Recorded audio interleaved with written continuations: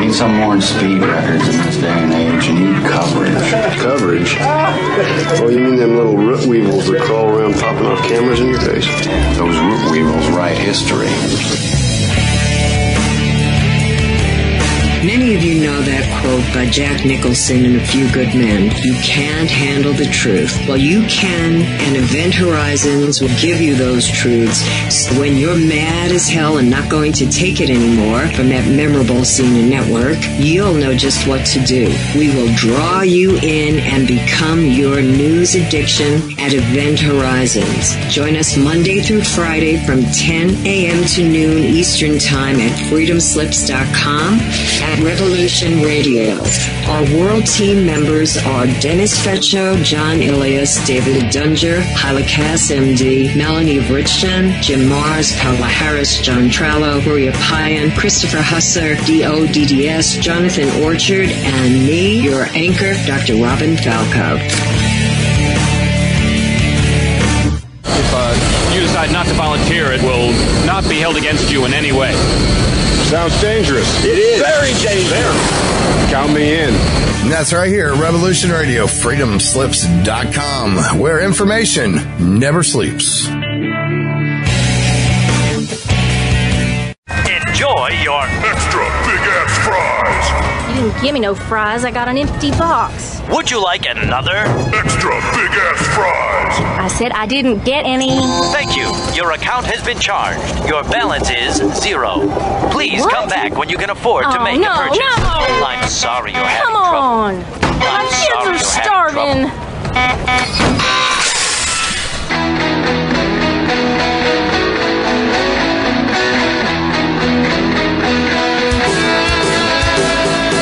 Thank you for tuning in to Revolution Radio. Here at Revolution Radio, we believe in freedom of ideas, freedom of speech, but above all, we believe in freedom of existence through self-reliance. This station is 100% listener-supported, and as a fundraising promotion, I have a kick-ass free gift for a $100 donation. 35,000 seeds. 25 years in the freezer. Long-term storable, 54 different varieties. So if food prices go crazy, the shit hits the fan, or if you just want to save tons of money every year by creating your own food like I do, grab our seed pack special. Just look for the banner on the homepage at freedomslips.com. Don't be a statistic. Don't be part of the problem. Be part of the solution.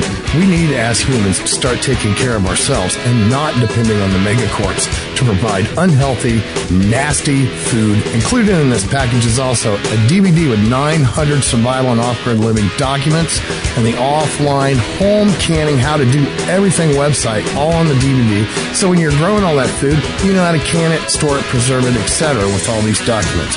So thank you for tuning in to Revolution Radio at freedomslips.com. I hope that you will pick up this package and start learning to be free.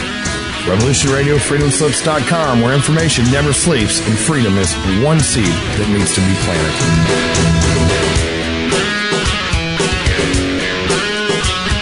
What we do in life, that goes in eternity.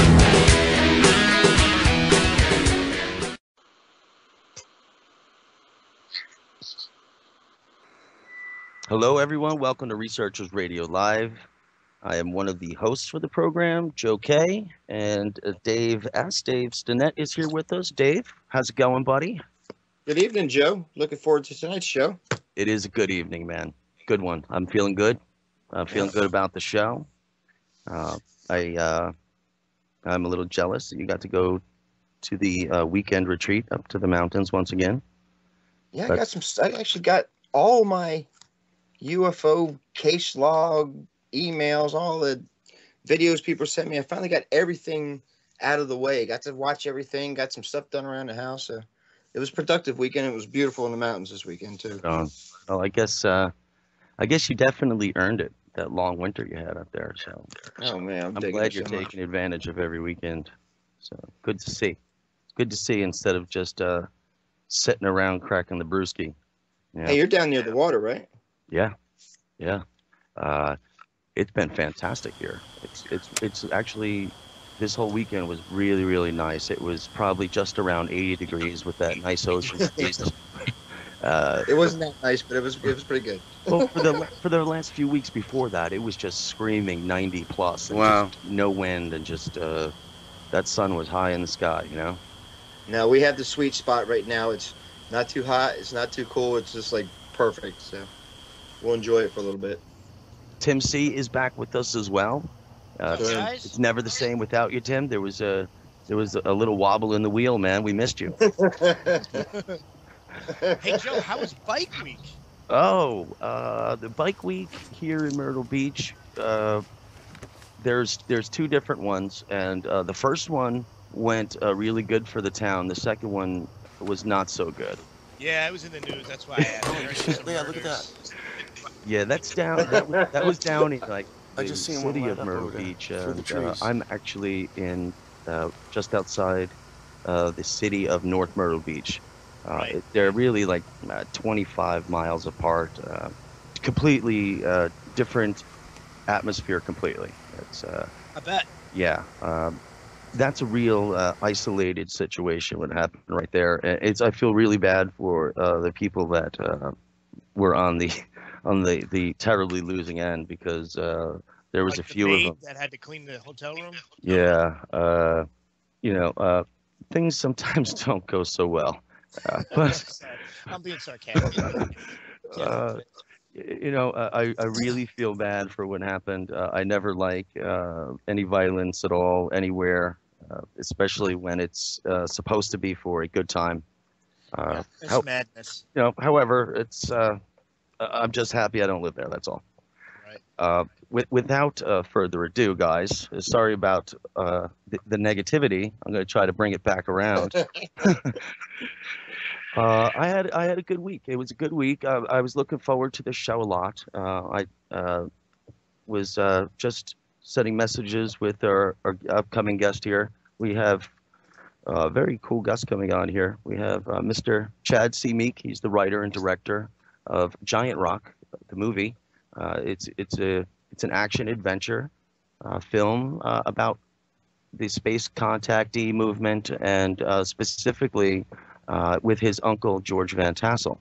And I was considering before the show of laying out the story of Mr. George Van Tassel, but really, who can do it better than his nephew, right? So we're going to bring him on, and we're going to get right to it. I'm real excited about this. Hello, Chad. Are you there with us? Hello, Chad. How are you? Hello. How are you, sir? Hi. Good. How are you guys? We're doing really good. Good. How you doing, Chad? Doing well. Chad, we have Dave Stinnett and Tim C. here with us. And hi, Dave. Hi, Tim. How you doing? Hey, Chad. And we were just getting warmed up here, and leading up to the whole setting and plot of the movie. And I was going to speak a bit on Mr. George Van Tassel, and I was hoping you would be able to do a little better job at it than I would. I would basically be repeating your own words, per se. No, well, hey, great. You'll probably do a better job. Him better. You definitely know him a little better than I do. Right. Yeah. I was gonna say I cut my teeth on this type of stuff, so I've got to actually have a few stories and have people that I associate with that knew the Van Tassels and actually like got to hang out in the Integratron and sleep in there and actually had some incidences. No, I'm really glad you really put this project together, Chad, because a lot of the people who are just coming into the interests of the topics of UFOs and other phenomenons, which it is growing. There are a lot of people very interested in it, and which they really have a lot of questions, and the questions are getting better. But this is an outstanding event and an outstanding story that a lot of people in the newer age aren't too familiar with. So I'm really grateful you put this together. What was your inspiration for putting this movie together to tell his story? The inspiration really came from, well, actually, my neighbor. He actually, I had told them the story. Like I've talked in private with a lot of people over the years, you know, about some of the events that occurred both within my life out there and since, and of course my uncle's, and you know, having been out there and being a direct witness to a lot of these events out there. So anyways, we were chatting, and I go, you know, people need to know about these people because, like Gabriel Green, who was a principal out there, you know, he passed in 2001, and a lot of people were just that were there are dead, and I'm like one of the last people. You know, I'm 56.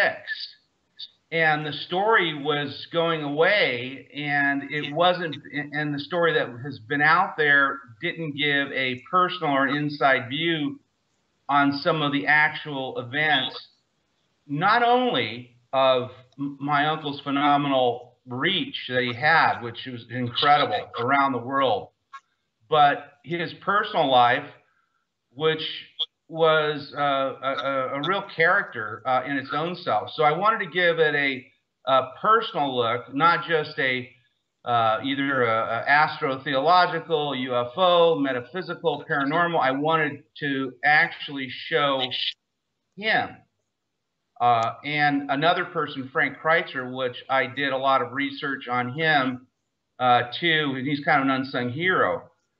And the best way I could do it is words, you know, just words telling a story vis-a-vis words wouldn't give it justice. So I set this bar so incredibly high to actually do this, to actually give the abstraction, the feeling through film and words. And that was the purpose. But the recent inspiration, there was an actor friend of mine who since he kind of helped me along first, and he's since gone on to other things.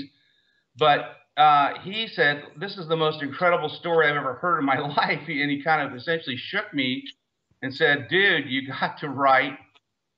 You've got to get this thing. You got to write a screenplay. You've got to get this thing on film." And I go, "I have never written anything like this in my life." I wrote a column for a business column. I produced a small show for cable, but as far as the magnitude of what I'm doing, this is something extraordinary. But things are just kind of falling into place the way they're supposed to, and I'm here, and we're doing it. And then while I was doing it, I mean, it was like people were coming to me through other dimensions, as far as this giving me insights that I don't know where the hell the stuff was coming from, and it just flowed.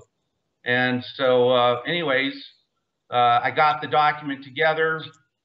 We sent it to a few celebrities, you know, stars.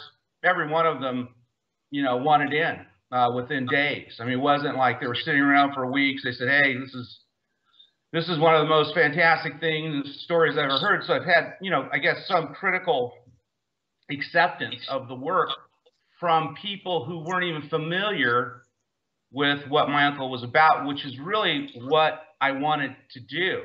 I'm sure that was a great motivator. Yeah, right. Yeah. And that's what it is. So, yeah. Yeah, that's fantastic. I mean, I'm grateful you have. It sounds like a fantastic production. Would you mind explaining to us how George Van Tassel found his way into the whole UFO phenomenon situation, and how it led him on the path that he went on? Well, you know, he was there from the beginning, from 1930. Him and his uncle out of Santa Monica, California, ran into Frank Kreitzer. And Frank Kreitzer pulled in broke and literally penniless with, and it had told them, my uncle was just very young, and told him about this vision that he had, and then he was told to go out to this, you know, the large stone out in the desert, and that he was told by these ethereal beings, and it caught my uncle's attention, and so much so that he ended up throwing canned goods, fixing the guy's car, his Exeter, for free, and I think sticking about $31. And this is during the height of the Depression.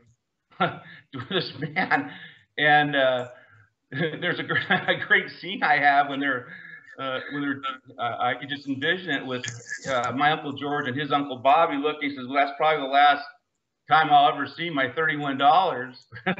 You know, as he's driving away towards the desert. But that was the beginning. It was the beginning was essentially Frank Kreitzer sharing this revelation about the great stone out in the desert to go out there. So that's where it began. And they had this continual, well, lo and behold, you know, he got a letter and got directions as far as how to get out there. And of course, during that time period, you know, there were no freeways. Everything was essentially a dirt road going, you know, out there. So it was extraordinarily remote. And so my uncle, various times with my Aunt Eva and cousins and everyone would journey out there and essentially camp. And Frank Kreitzer, as it turns out, was a devotee of Nikola Tesla and Dr. Rudolf Steiner, and that whole metaphysical movement that was going on during that time period. And so what I have gathered from some of the old timers as far as the whole channeling, that it was Frank actually had made contact with the space people through his channeling and kind of passed it off to my uncle. Now, but also too, during this time period, you know, we're talking about 1930 to 1947, my uncle was working in aerospace for some of the bigger companies and going up quite regularly, you know, as a flight inspector, flight engineer with new airplanes and things like that, and testing various things. So he had several sightings, multiple sightings over the LA area. So, you know, it wasn't like this was anything new shakes, but that's how he, that was how he entered in this. And my family, which is, you know, there's 4 generations of Californians out there. I mean, they were like the most staunchest Republican conservative people you'd ever run into.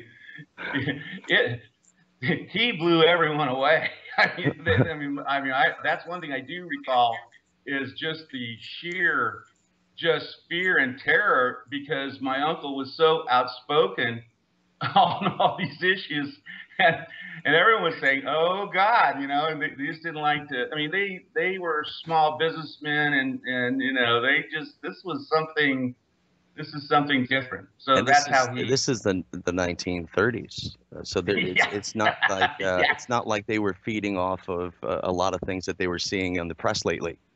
You know, these are very interesting statements to make at that time, especially to stick by your guns. It's quite convincing, I could assure you.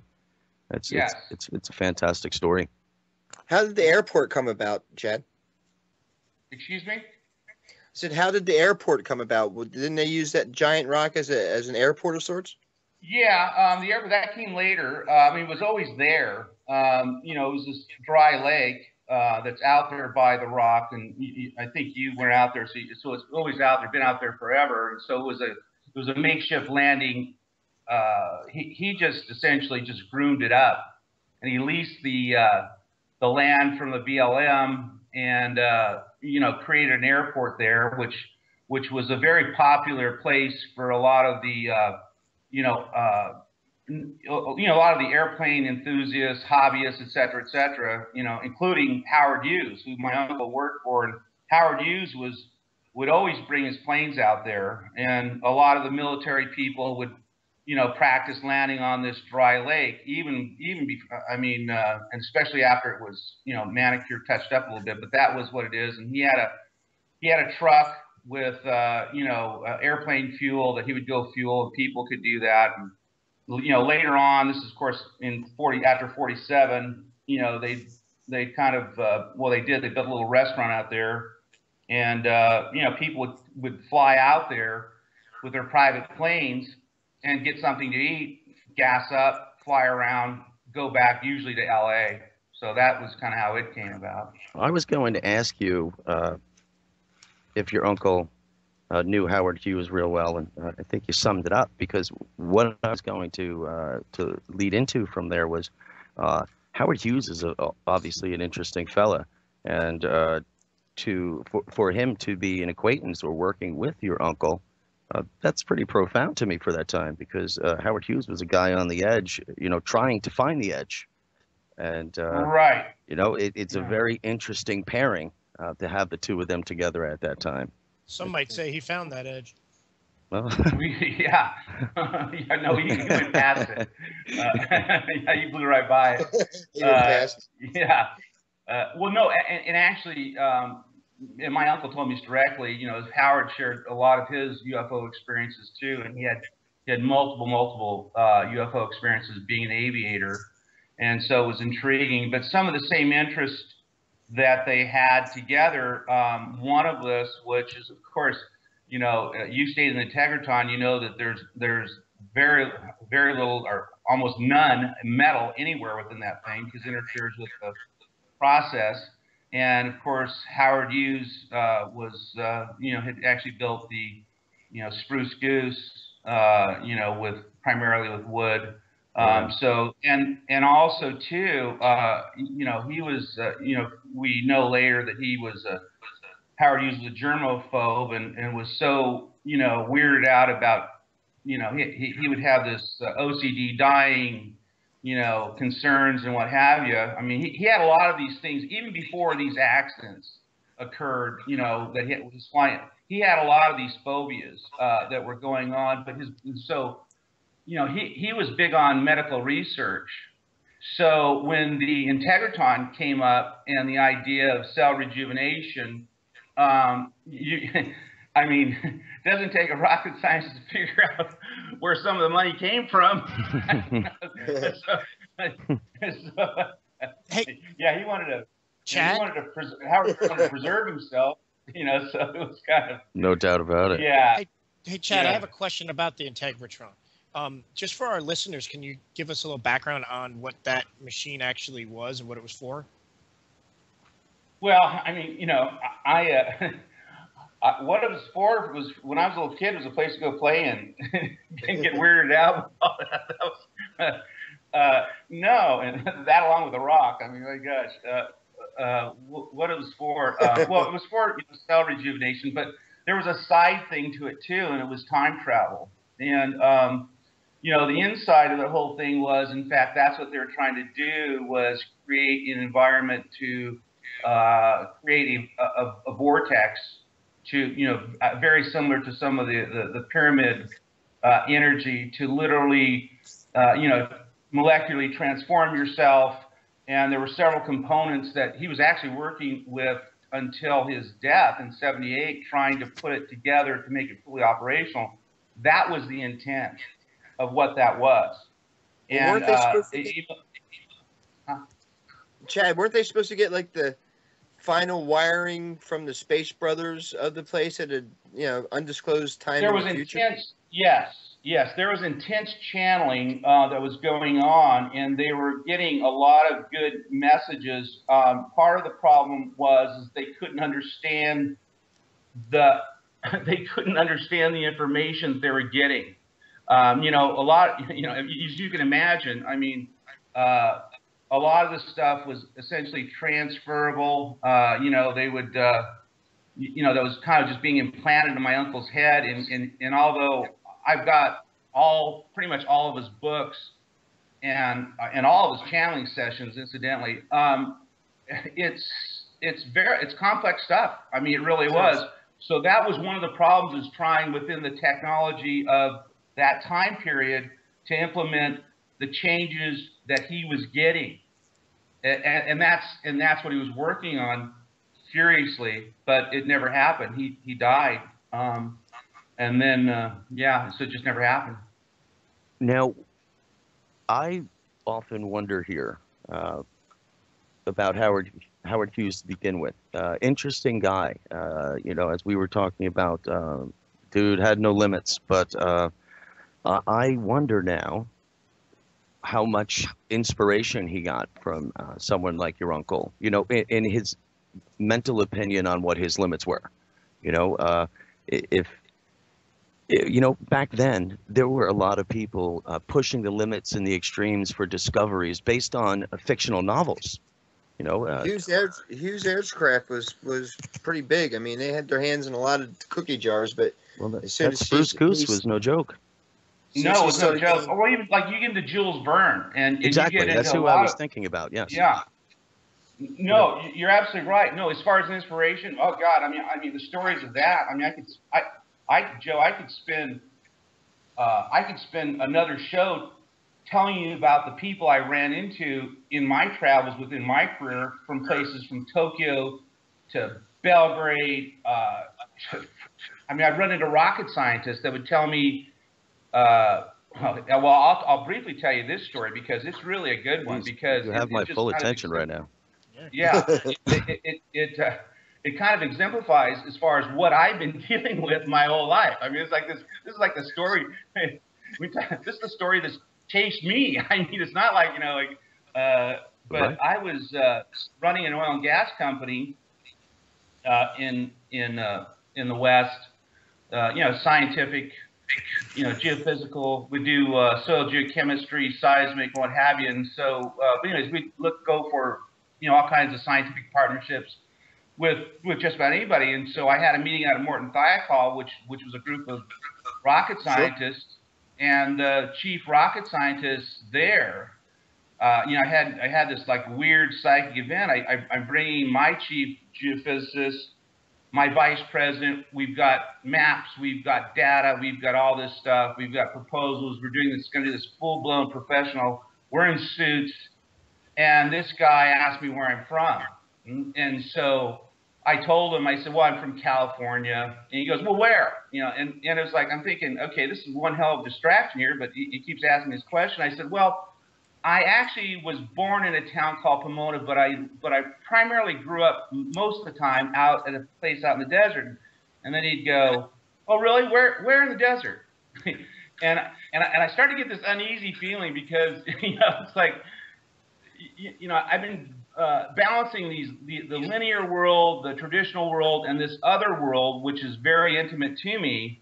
And so it kind of makes me makes me a little bit nervous because I was trying to be on point, and trying to give the presentation. And but it never got past that. He kept on. I said, "Well, it's a place near Yucca Valley."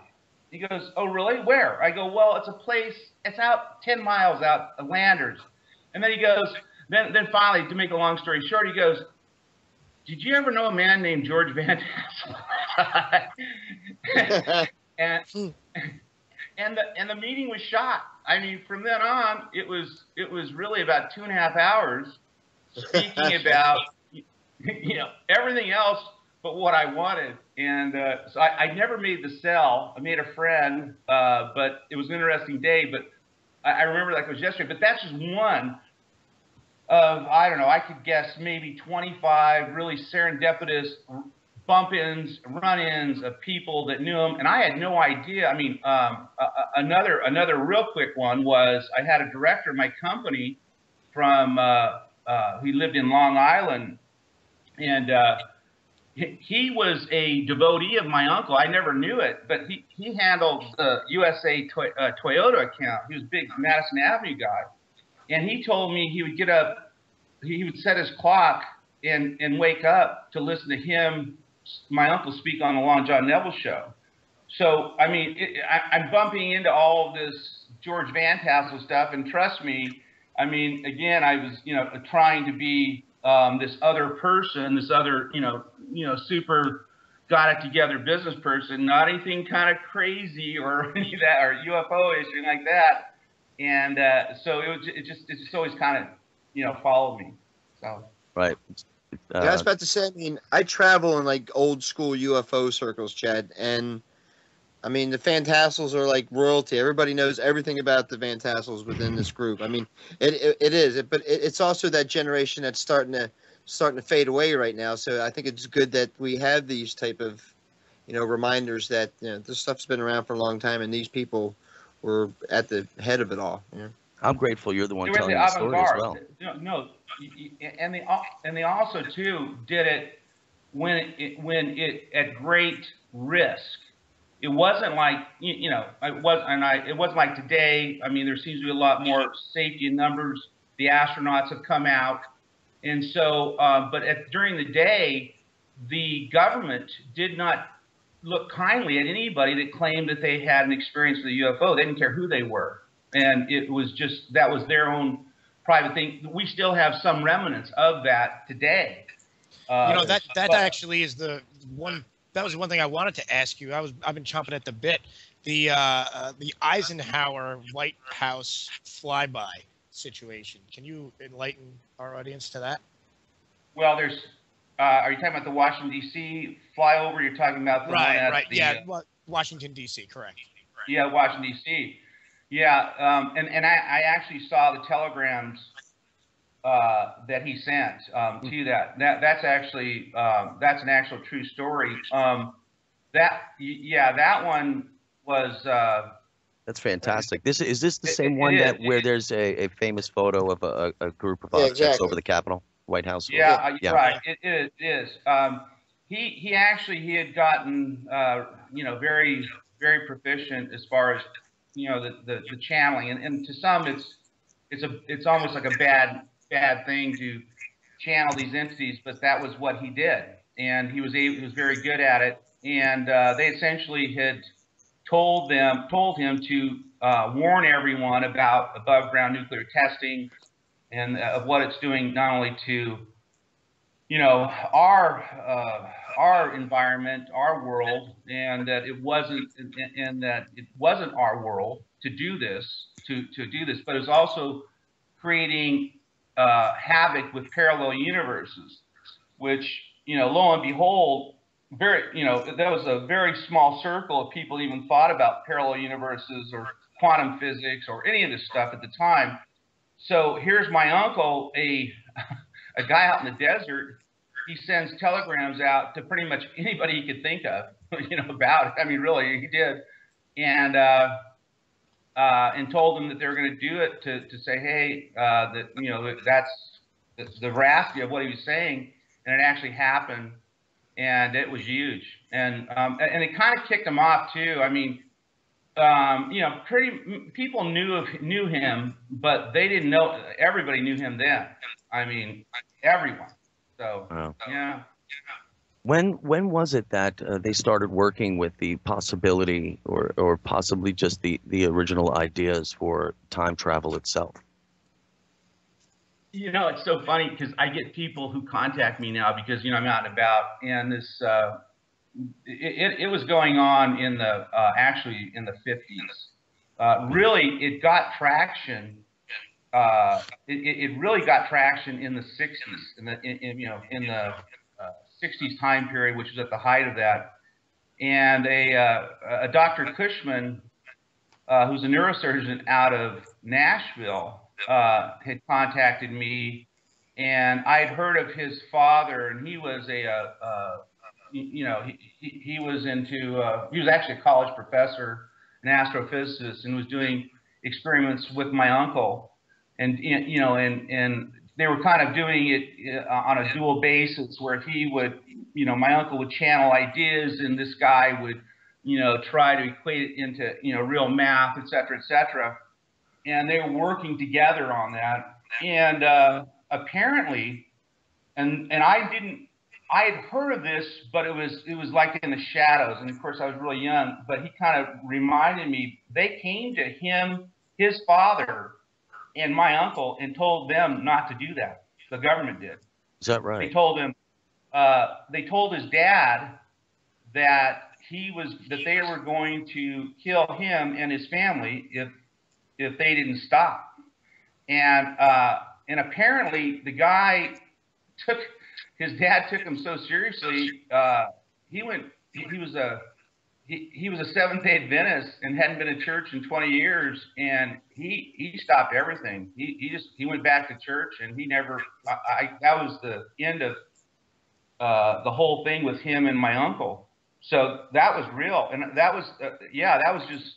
I got the end of that about 4 or 5 months ago, because that was one of the things too that I'd heard, and but didn't have any. I didn't have any corroborating, things. It was just kind of in the shadow of my mind. This came up. So yeah, in the 60s, and it kept on going. My uncle kept on moving forward with it without this Mr. Cushman. And so, yeah, but, I mean, I think it's outstanding, the story and all, especially the interruption by government officials, obviously lending some support that there was a possibility of success in the effort. And some people speculate or even speak pretty strongly on the fact that Germany was even making efforts like this pre-World War II. So I would imagine if anyone in Germany was given that a shot, the government would certainly be keen to it. Oh yeah. Absolutely. I wish we could learn more about that. It's that's one thing we really just don't hear much about these days. I know the time travel possibilities. Again, we'll go back to someone lending much inspiration was people like Jules Verne, the writer. But we're talking about a time when shows and movies were coming out, like the Time Machine and things like that. Yeah. So they were. This was something that was keen to conversations at the time, and not so much these days. It's just we really don't hear about it that much anymore. And I often wonder why that is, especially because I've always been pretty strong on the idea that a lot of these efforts were put in place. Just as we have like Steven Spielberg today, who he'll put things in his movies, and down the road you often find out that there was truth to that. And I often wonder whatever became of these time travel experiments, because there's many people who say our government was doing things like this too. And I wonder why they would be so interested in not even letting the experiments happen. Well, I think that it's all conjecture, and it's this blue pill, red pill thing, and I really think that there's a whole we have it. It's funny, Chris Christopherson. He was actually one of the actors who was interested in playing a part and signed a letter of interest. Oh, that's cool. In the movie, I have this really jerk. Prick FBI guy. Anyways, he's making everyone's lives miserable. Anyways, he wanted to play him. Anyways, it's just funny. But what he did is he sent a little letter. He says, "Yep." He says, "I believe in extraterrestrials, and I believe that our government's ruled by a shadow government." It was an interesting comment. So I don't even who the hell knows how we're gonna put them in, but it was just an interesting comment. But we get into that whole compartmentalized Area 51 and this and what this hand and that hand and as far as that, we get into Kennedy, where literally he was seeking all this information about extraterrestrials and was being shut out, and it began when he was a congressman, then as a senator. And even as president, he was actually shut out from some of this information. So it doesn't surprise me that this stuff has been going on. It's not a new subject. If you go into some of the ancient religions, they talk about this. I mean, so it's pretty much at least in my thinking, I think that it's extraordinarily real, and they know about it, and it has to do with the franchise and the old Orthodox. There was communication even back from Churchill, to Roosevelt, because he was concerned about all the sightings, British Royal Air Force were having over the Channel during the war. They were coming to call, I guess, the Foo Fighters.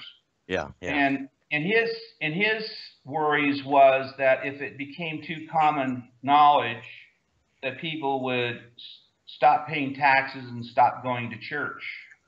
So, and become unruly or ungovernable. So, which that is a real fear. And that is a real fear, especially this government here, that if people, essentially, most people are paying 50% of their income to this, government who's spending money, military industrial complex / maybe even NASA, whatever. It's going somewhere, and they're not benefiting from it. And it seems to be part of something that is, to me, is just very, very, very, very distasteful. I mean, having to pay for something and not participating in it, there's this weird class distinction. But I think that's going to change. No doubt about it. Hey, Chad. Chad, do you know a gentleman by the name of Frank Chili? No, I don't think I do. Who is he?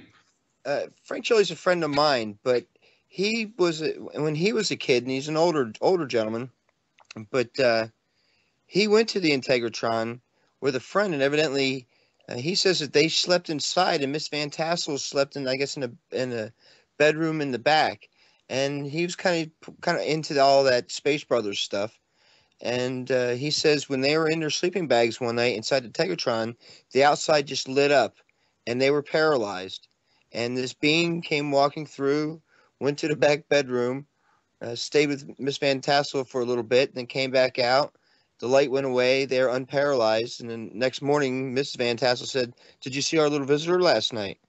And they were like, "Yeah." And evidently they had an experience, with the Van Tassels. One that they wouldn't forget. Yeah. I can put you in touch with Frank, but Frank knew all those people, and that was like his group once upon a time, Yeah, they for me, and this is, I think, in the year 1998. The group had contacted me, and they were more or less centered out of San Diego, and they wanted me to revive my uncle's, ministry. You called it a ministry, and college and things like that. And they flew me out there. And I was discussing this with some of the, leftovers of that, and I said, I'll help you. I'll do what I can, but I don't want to, I'm running businesses, and I just couldn't do it at that time, and nor did I really want to, because it was too much of a kind of like my uncle. He was it was almost like a cult. Out there. I mean, there were thousands and thousands of people all over the world that followed every word of him, and I didn't want to be involved with that kind of thing. I told them, I said, "Listen, I can help you financially. I can do something." I said, but I don't want to be directly involved at the time, and so I never really heard anything about it. Lo and behold. I think what I'm doing with the film, and if we're successful getting this thing placed in theaters around the world, I think I could do more justice to my uncle's legacy than anything I could have ever done in my whole entire existence by other means, by direct participation. So this is really what I'm doing. So, and I've been invited to speak to a lot of the groups and things like that. And I've just been a little bit resistant because, number one, I'm sure you guys know it, there are political factions even within this stuff. And so I'm kind of trying to, until I can get the movie done, and get it distributed and get that, then I'll probably want to do something like that and be more. But until I get to that point, it's a little bit there are political factions even within the UFO movement. There's actually people who don't like, who did not like my uncle within it too, within the whole UFO Congress, because they look at them as, and I get a little pissy about this sometimes too, because they talk about them as the tinfoil hat people, and like they were, I guess less than, but again, and now they're very sophisticated, and I get a little pissy because they did all the heavy lifting. They were there first. They made this stuff happen. They made a lot of the stuff available for you and I right now, and yet they weren't as scientific as they should have been. And in fact, I had a conversation with one guy, about the whole Roswell incident. Even, everyone's complaint was, why wasn't everything documented, et cetera, et cetera. Well, we all know who are involved in this kind of stuff, how hard it is to actually, well, now we have smart cameras. We have cameras with our phones, so we can grab shots, we can do stuff. But back then, we're talking about a nanosecond of maybe a sighting, or government intimidation, or pure stupidity as far as with some of the Roswell, how they handled some of the Roswell incidents. I agree, but still, I can't make apologies because these people were doing the best they could. My money is that every old school UFO researcher is going to be at the movie theaters watching this. Yeah, absolutely. It's nostalgia, and a lot of those guys lived through that stuff, and that was the stuff that I grew up on. I was watching old black and whites of, the giant rock conferences, or the giant rock conventions. We've all heard of the Summer of Love. We've all heard of Woodstock. This was the far out. Man. It was totally far out stuff. It was crazy. Everybody had a story, So yeah. Well, we were, my parents, they were, they had some issues, and so and how we ended up out there during the '60s is Dad,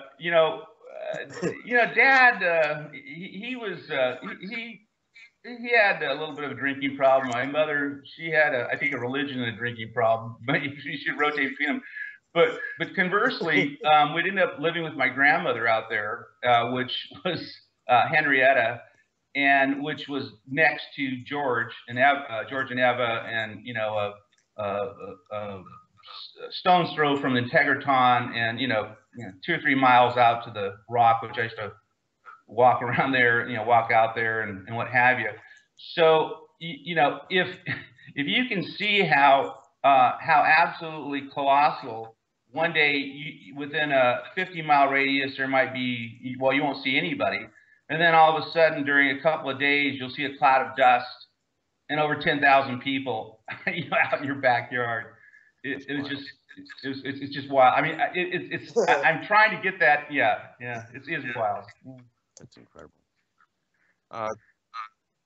When your uncle started really getting involved, when it became a full-time endeavor for himself, did it change anything for his family, or maybe the whole extended family as a whole? I know you had mentioned, family members would be in awe of the things he was saying, but did it cause any strain? Similar to like how the UFO community gave a little hesitation. There was something like this. Yeah, there was a lot of strain. And it was a lot of it was. I mean, Eva had. My grandmother had 10 kids, and most of them, they owned various. I mean, it looked like at the funerals, it looked like a mafia funeral with 50 Cadillacs outside there. These were all small business people, but successful people, builders, and all were either that or into aerospace. So the rest of the family was extraordinarily conservative and very, very successful in their own right. So it was a kind of, and it was a conflict with me too, because my mother and it was just so ridiculously over the top for the times, some of the stuff. And so we would hear a little bit of, nativity, snipes. And at the same time, my conversations with my uncle were just so incredible. Right. And he took a real interest in me and would tell me things that, were just way above my pay grade. So he left this indelible imprint on me personally. And so I had that information in contrast to the so-called adults within our family. So yeah, it was that. He started to, a lot of people started kicking in a bunch of cash, to the Integratron. They actually had a pretty good bunch of movement, with that. I just remember that instead of being relegated to one Dr. Pepper out at the thing, I could pretty much drink as many as I wanted. So that was I could tell there's a difference. They were watching closely. So I think that had an impact too. And he was a regular on the Long John Neville show, which was the Larry King took that show over. Right. And so and he was doing speeches all over the world and colleges. His books were were getting some traction, not so much, and the donations to move the whole UFO movement were coming in, and so it did have that it did have an impact as far as that. I think the research increased, his reach increased. Pretty much he wasn't just an island of information. What he could do is take the information he was getting through his, channeling sessions, and again, be able to interface with other people that have come up with other things. So there was a lot of progress that was going on during that time period, and I think things were a little less financially stressful for both him and my aunt. Right. So those were tough times, especially starting if we go back to the 30s. It was pretty rough. Well, actually, they did the big sacrifice, and they physically went out there full time in '47. Okay. So they were going, but they had gone through tough times. But my uncle was making some pretty good bank as working aerospace, because he had a wonderful mechanical. The guy was brilliant. I mean, he woke up on planet Earth, a homespun genius as far as very, very mechanically adept and could figure things out very quickly. And well, being in aerospace during the time of World War II, I'm sure it was quite beneficial.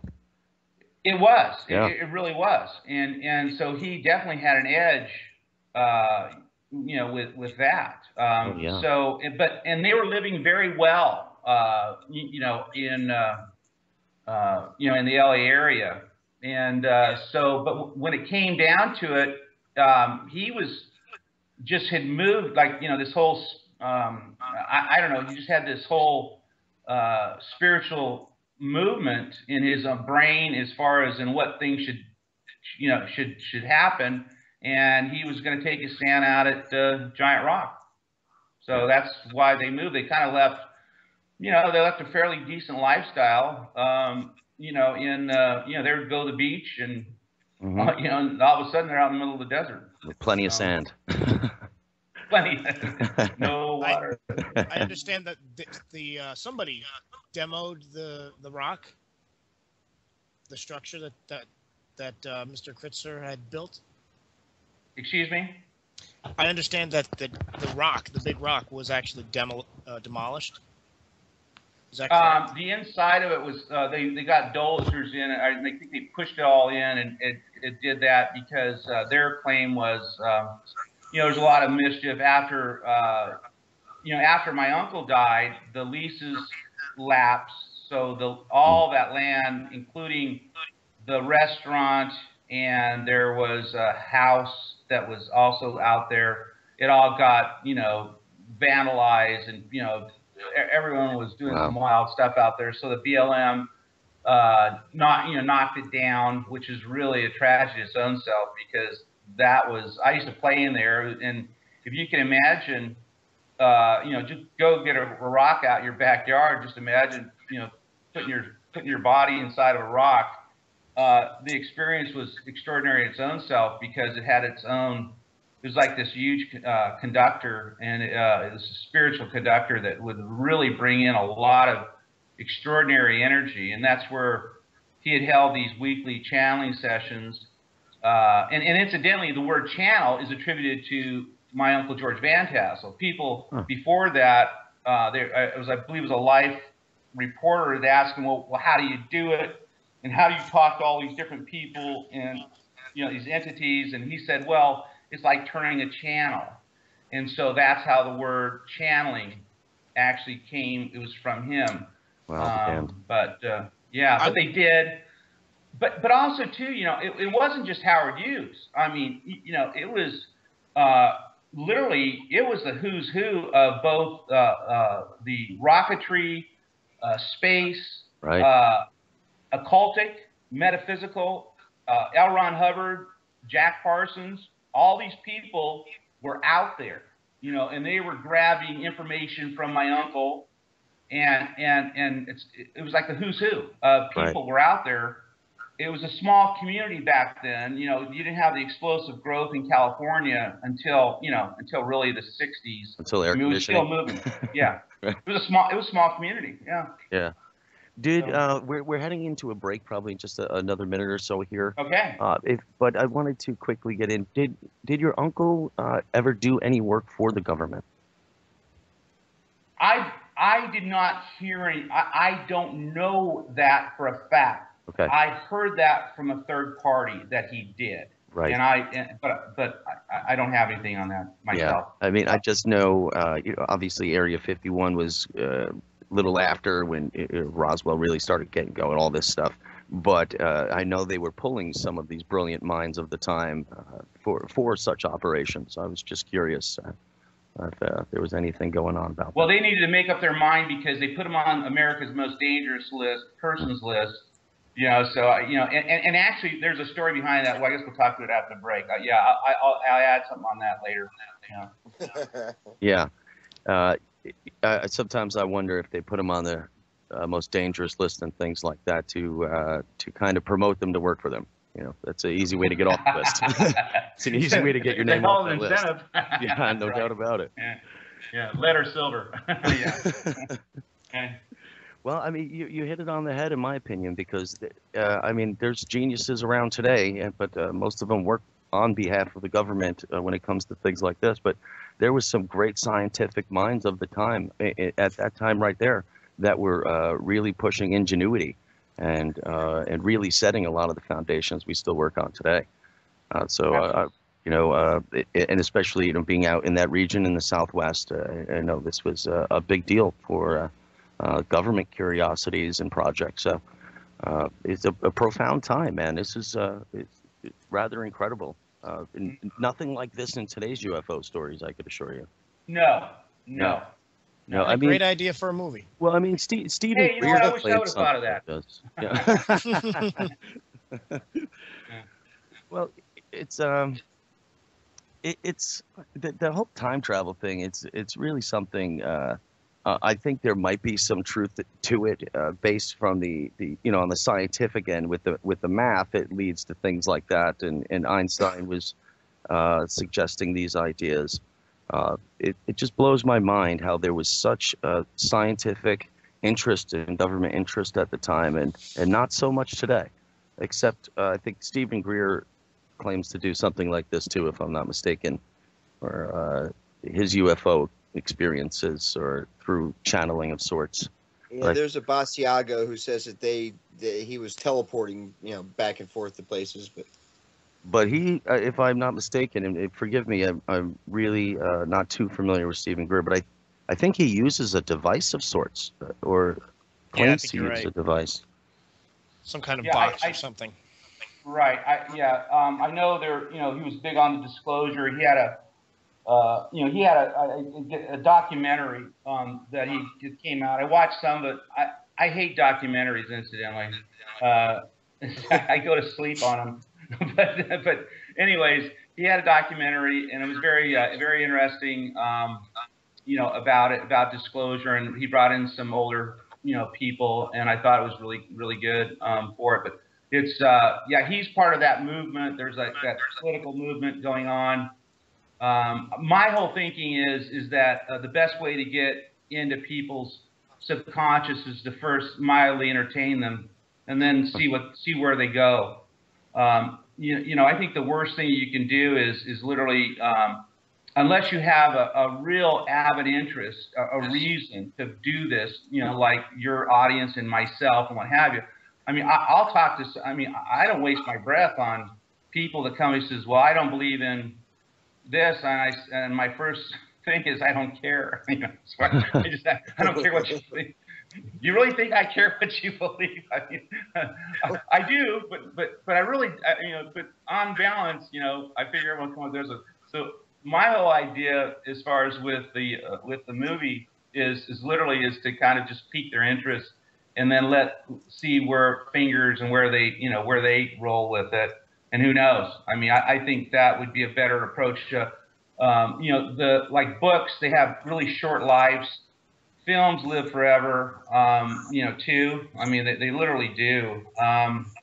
So there's, I first thought of book, then I thought of documentary, too, over the years, and then I settled on a feature film. What a difficult way to settle. Yeah, it is. Trust me, it's. I need to have my head examined sometimes. Yeah. Yeah. Chad, I'm really sorry to say, I guess we're not getting a break tonight for some reason. Okay, good. Good. It's usually an automatic event, so I guess even to the computer world, you're quite interesting. So, so thanks a lot for that. Yeah. Now, how long was your uncle working for or with Howard Hughes and these gentlemen in the aerospace industry before he was just focusing on these operations? Well, he broke in the late 30s, and it really went up to to where he kind of left off. And of course, after the other thing too is after the war, aerospace just dropped off the face of the map too. So there was that too, but he was always employable, as far as with what he was doing. But he was in 1930s. He was born in 1910. 1930, he was 20. Is when he met Frank Kreitzer.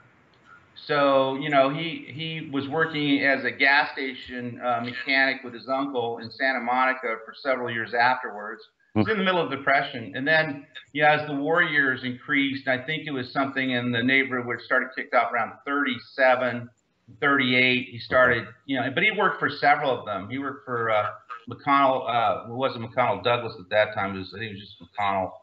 Anyways, there were several mergers and things like that. So he was working for, Lockheed, and now it's Lockheed Martin. Anyways, so he was kind of thrown around in various places. Was it a lot of research development sort of work?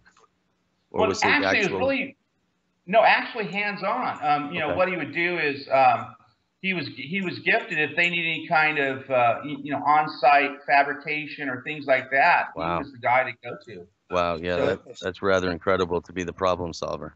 That's fantastic. Yeah, and that's how he actually caught Howard Hughes' eyes, because he was he was just a gifted, very, very gifted guy who could come up with solutions, not just theory. He'd actually get his hands in there and create things. And so he had a really real knack, and of course, he was a very likable and personal and very intelligent person. So consequently, he made fast friends with a lot of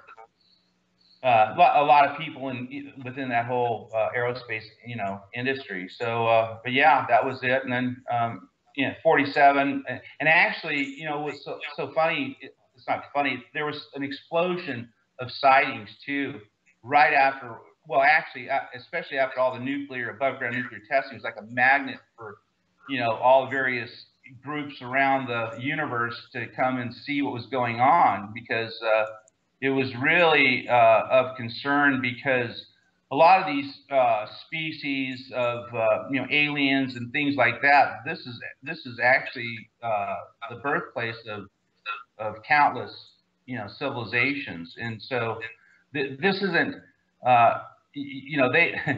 they think this is their planet too. It's kind of like borders.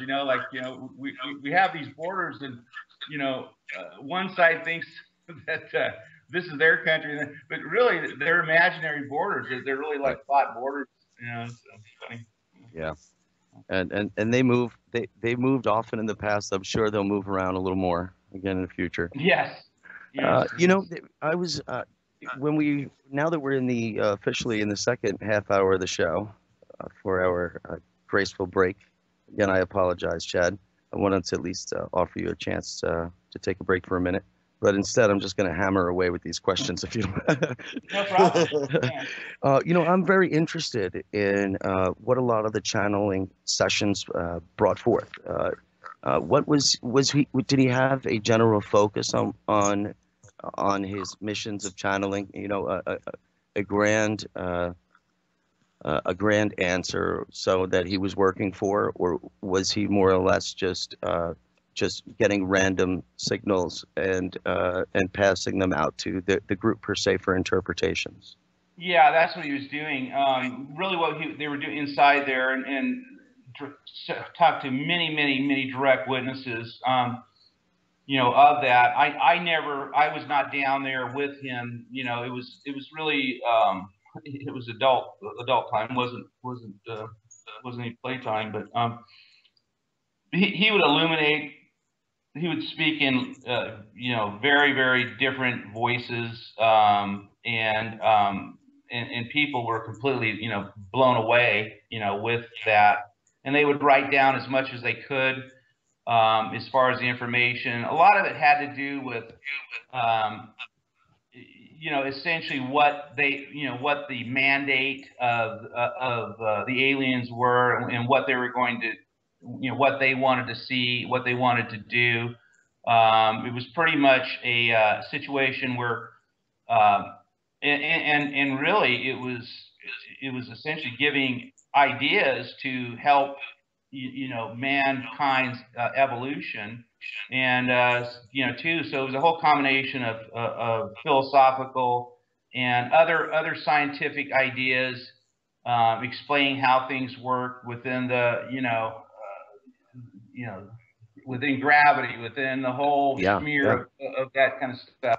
So I sit there and listen to those tapes, and I have the whole complete set. It's just extraordinary to listen to it.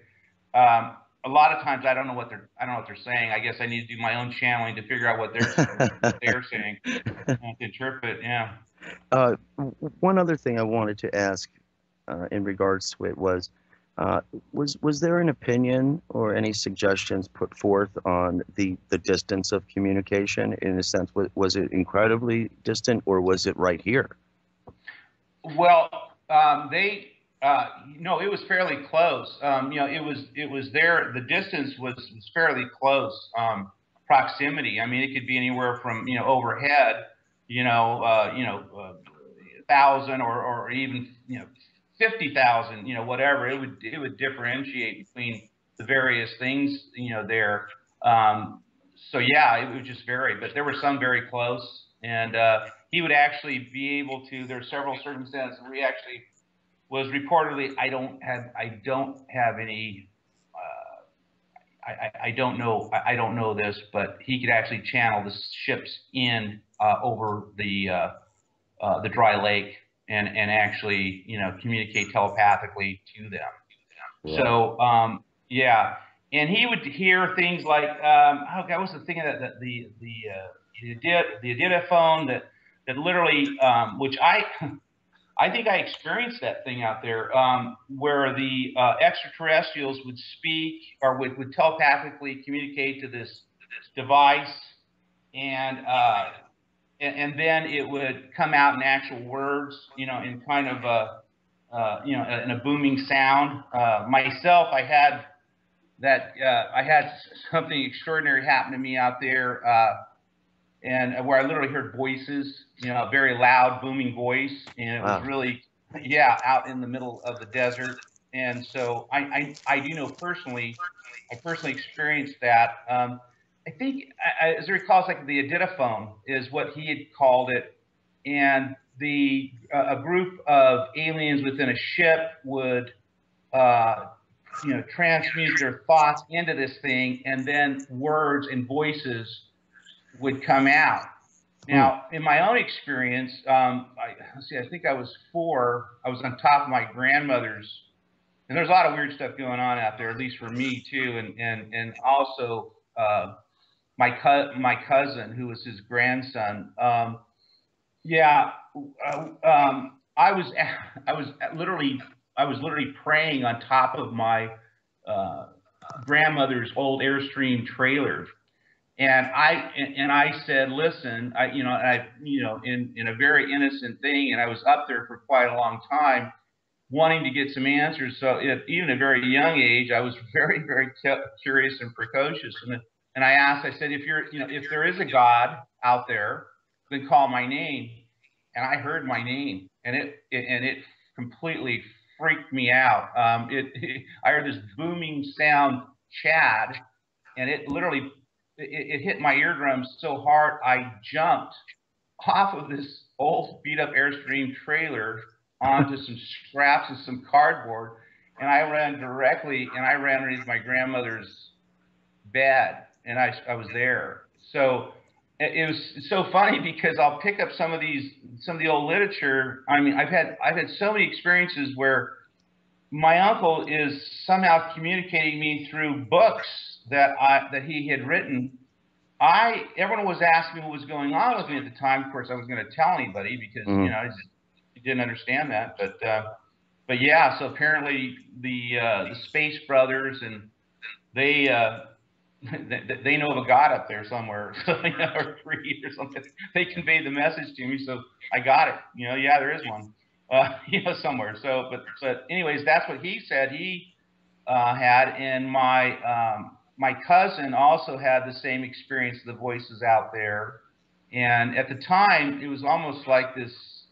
And I don't know whether it was because of my uncle's, channeling sessions. I don't know what was being brought out there, but there was just a lot of activity, as far as that. And incidentally, I don't even like sharing some of this stuff, but I am, because I think this is the right place for it.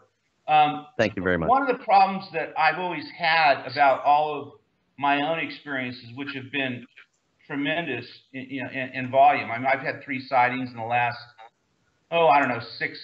six months here.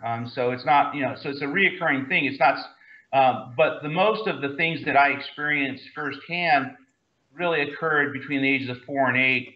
And so when I was actually writing the screenplay, and going over this stuff, and really, I was kind of, my idea, and it's always been my whole life, is to kind of hide from this stuff and hide from my experiences as I remember them, and trust me, they're vivid. Okay. And the problem is that, and I kind of became part of the story through a character named Chase, on there, kind of sharing some of my experiences, and even with that, my uncle had questioned me. He was grilling me, what's going on? They found out I was all shook up.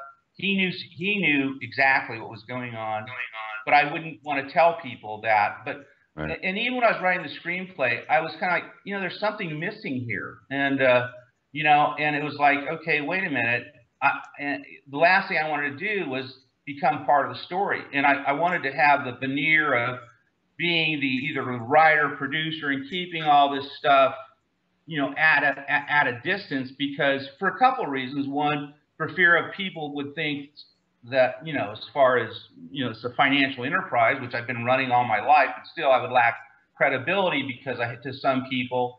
And the other part was, I just didn't feel real comfortable with it, as far as that. I would tell these stories in private, but it was really kind of, but it was necessary. I mean, in order to bring everything alive, I had to bring these stories through real people and not only Frank Kreitzer's story, but my uncles and myself, just to bring it alive, to give it continuity. And there was something missing, and it was my experience along with it. And so that's why it wasn't.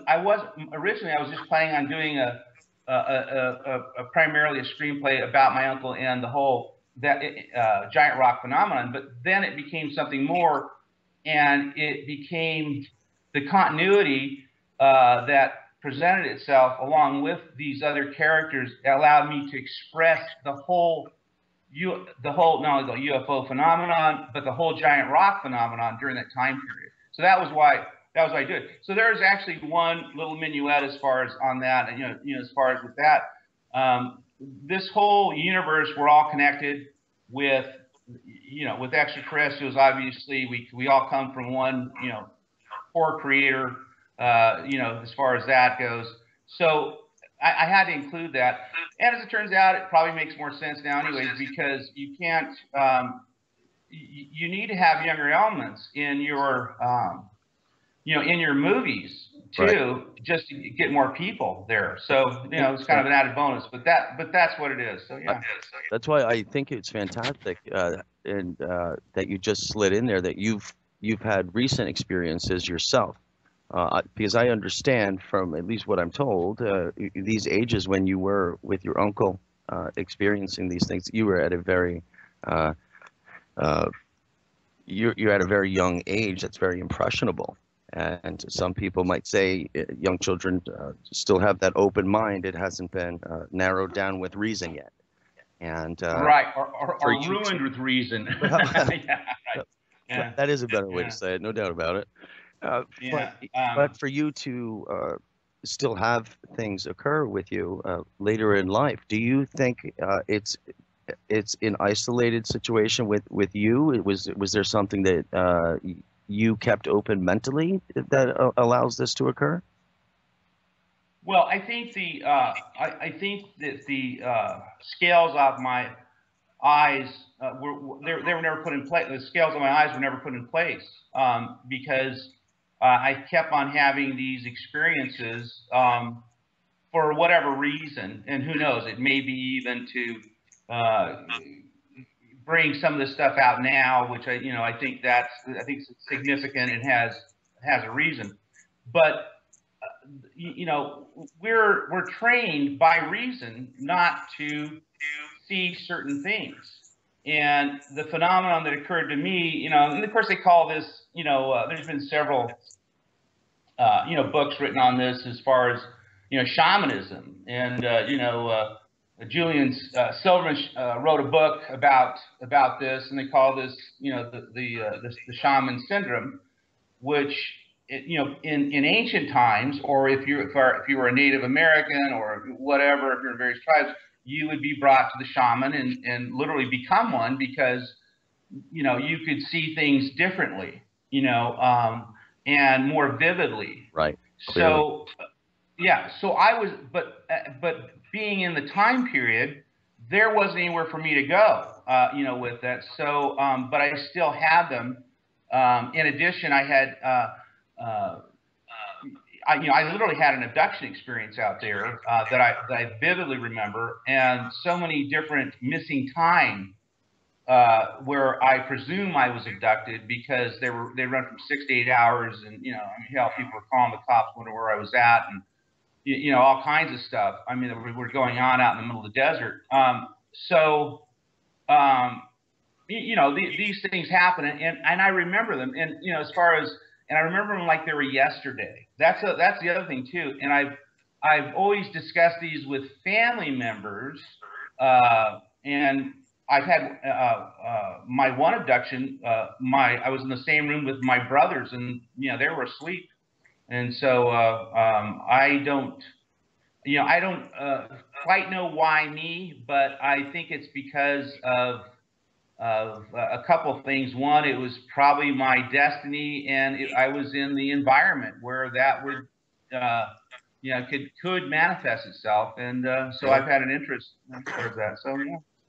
Hey Chad, did you get to meet guys like George Adamski? No, no, I didn't. It was he died. You know, he died. Adamski, what? He died in what year? Was 84? Yeah, quite a while. Yeah, quite a bit back. But yeah, I know that like all those guys. Yeah, I got to meet. Gabriel Green was one of the things, and I'm very glad I was able to meet him. But some of the low, like Daniel Fry, he died in I think 92. Gray Barker died in 84. All these guys, they were like dead, and I was out doing things. And incidentally, I mean, for me too, and it's something, my cousin, I mean, these were kind of almost terrifying events that were occurring. I mean, they were magical, they're extraordinary, but when they happen to you at that young age, they border on, they shake you up. They do something to you. I mean, they really shake your world up.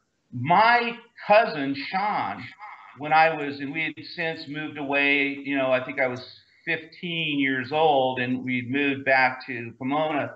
My cousin Sean, who was my uncle's grandson, fled out there because he was having so many events with UFOs, and he slept on our floor or in couch at our house for about 3 months.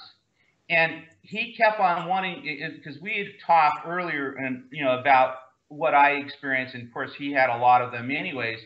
But he was in terror. It was not a pleasant experience for him, and he was actually hiding from this energy in our house.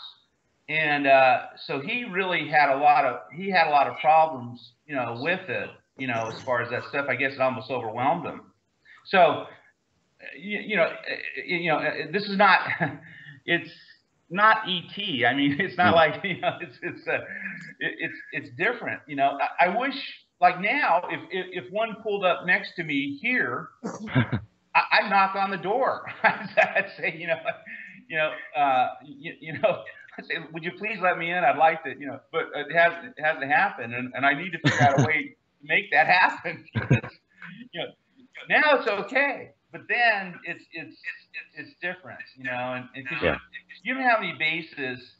But here's it. But let me also too, But my cousin kept on wanting to bring up this stuff, and I'd cut him off. I didn't want to hear it. I was kind of repressing all these stuff, and I was trying to be so-called normal, kid, and as far as out there. And I was too cool for school. Didn't want to talk about UFOs.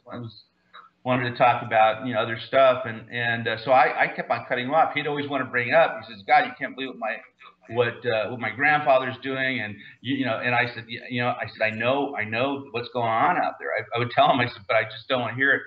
And conversely, even after, and incidentally, he committed suicide about I think 2 years later. He actually killed himself. But I was sitting with a group of friends, and we were, kind of hanging out together, listening to some music, as we all did back then, had a couple of beers, and what have you. Anyways, and we're watching TV, and my uncle pops up on television, and everyone's just focused on my uncle's there. And of course, you can imagine, it's kind of, I always felt a little bit uncomfortable about it, and everyone's going, "My God, that guy, what?" Because I didn't tell anybody, And he goes, "God, that guy is, I can't believe it." They go, "Wow, dude!" And we're having this, I don't know, this kind of, there, I'm not saying nothing. I'm just saying, everyone's good. They go, "That guy's incredible. I can't believe that guy actually does, that." And so that was kind of it, because it is a huge problem, and this is one thing too, even with, with me now. First of all, abduction is not that uncommon. There's pretty good scientific data that there's as many as 4 million people that have been abducted. I mean, just this is over the last century as far as that. They feel very strongly. John Mack did a lot of information, a lot of studies out of Harvard. They literally, his peer group tried to crucify him for the information, but it's not an uncommon event. The difference between most people and most people just simply, they get like what happened at the Integratron, they literally get zapped. They get where they literally can't remember. And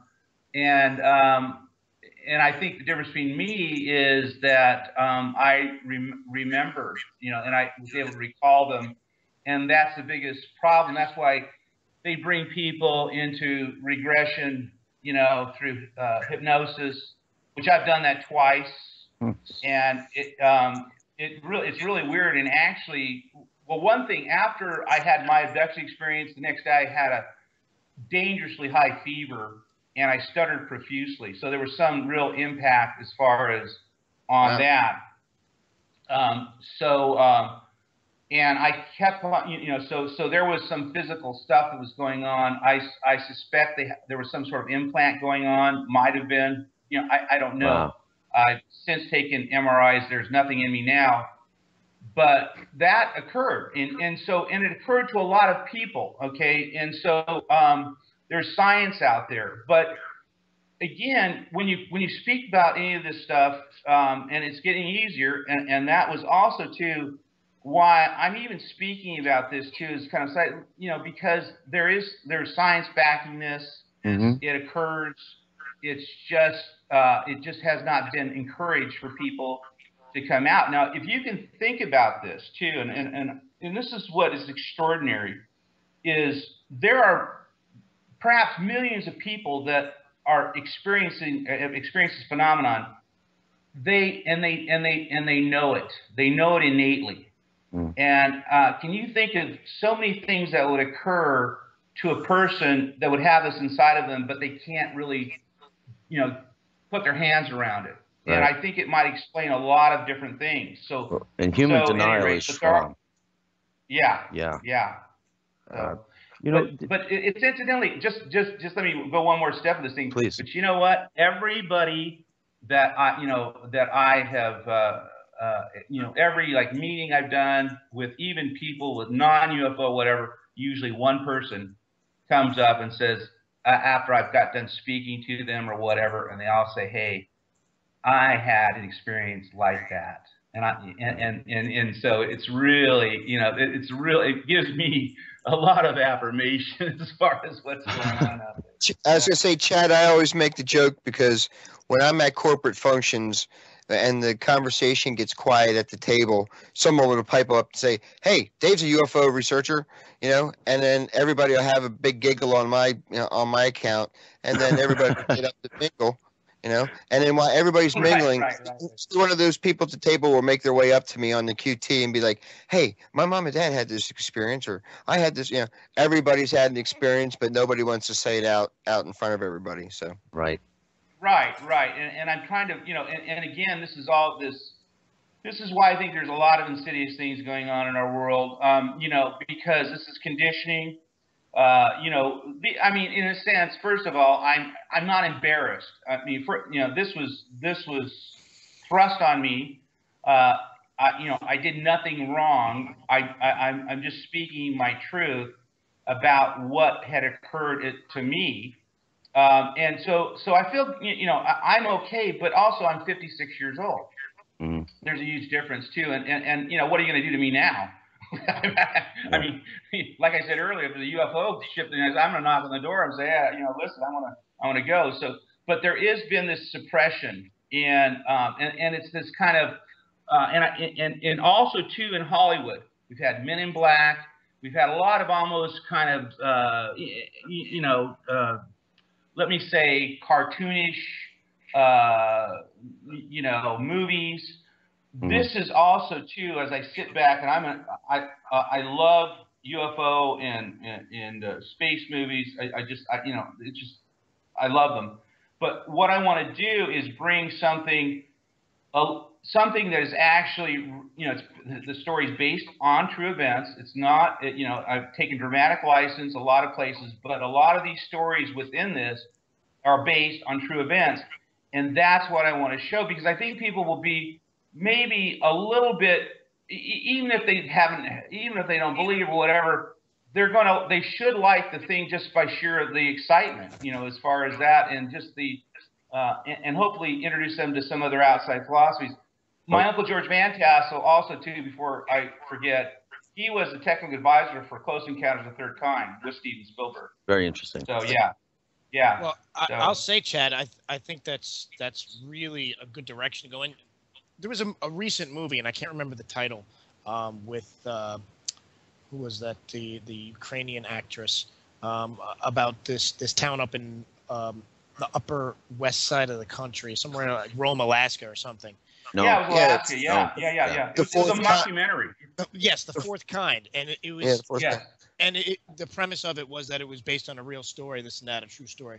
And you're right. You get excited about that when you hear that. You know, of course, most of the time, that's just false. You know, there really is no true story. They'll just say that to get, you know, for advertising purposes. And Right. And it's sad, but in this instance, you know, that's great that you do have actual, documented history. Oh, yeah. There's several things, too, that when I looked at this thing from, you know, and you have to. I mean, I'm literally split between two worlds. Okay, first of all, you know, I'm out humping for dollars to get money to make this thing. Mm-hmm. You know, I've done that. You know, I've been in the I've raised huge amounts of money for oil and gas ventures and mining ventures. This is my first UFO movie I've ever had to go out and, you know, go out and raise money for. But you have to literally look at things from both sides of it. I mean, I have this legacy that I want, and I have this legacy I want to preserve. You know, that there's a lot into that.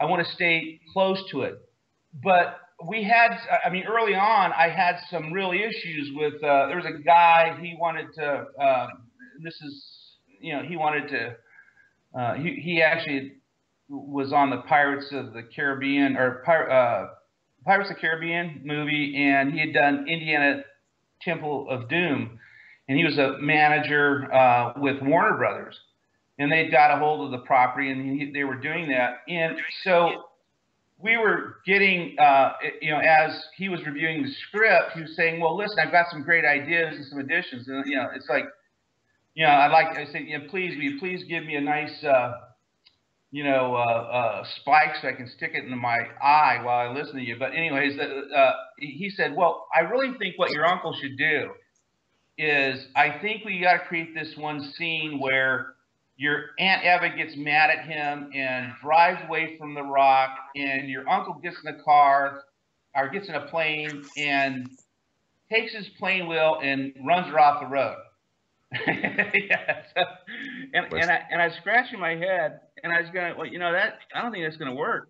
You know, as far as that, he wouldn't do that. You know, the other thing too is he wanted to he owed a favor to what's his name, Michael Richards of Kramer of Seinfeld. Oh yeah, Kramer. And he wanted me to get, he wanted to get him in there with one of my FBI agents. No kidding. And I don't think that's going to work. Right.